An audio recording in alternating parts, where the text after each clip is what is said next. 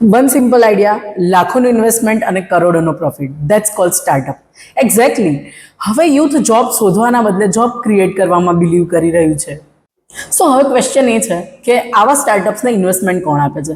જ્યારે કોઈ ઇન્વેસ્ટર કોઈ ફાસ્ટ ગ્રોઈંગ બિઝનેસનું ફ્યુચર જોવે છે ત્યારે તેની અંદર લાખો રૂપિયાનું ઇન્વેસ્ટમેન્ટ કરે છે. એને કહેવાય છે વેન્ચર કેપિટલ.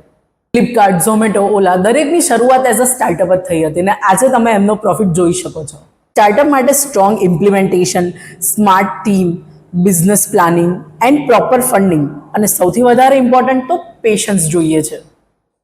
તમને યાદ હોય તો એક સમય એવો હતો જ્યારે સરકારી જોબને ઇન્સ્પિરેશન માનવામાં આવતી હતી, પણ નોટ ઇટ ડાઉન, એક સમય એવો આવશે જ્યારે સ્ટાર્ટઅપના ફાઉન્ડર્સને ઇન્સ્પિરેશન માનવામાં આવશે. સ્ટાર્ટઅપ ઇઝી નથી. Sleepless night, failure, loss, rejection, પણ ફેલિયરને ફાઇટ આપવી પડશે. દરેક સ્ટાર્ટઅપ એ યુનિકોર્ન સ્ટાર્ટઅપ નથી બનતું, પણ દરેક આઈડિયાની એક પોતાની ખાસિયત જરૂર હોય છે.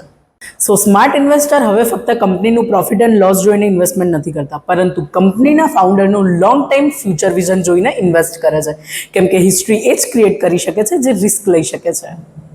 So follow us for more financial knowledge અને અમારી યુટ્યુબ ચેનલને સબસ્ક્રાઇબ કરો, લાઇક કરો, શેર કરો, ફોલો કરો. અને હું સંસ્કૃતિ પટેલ, ઓથોરાઇઝ પાર્ટનર ઓફ ધન બ્રોકિંગ.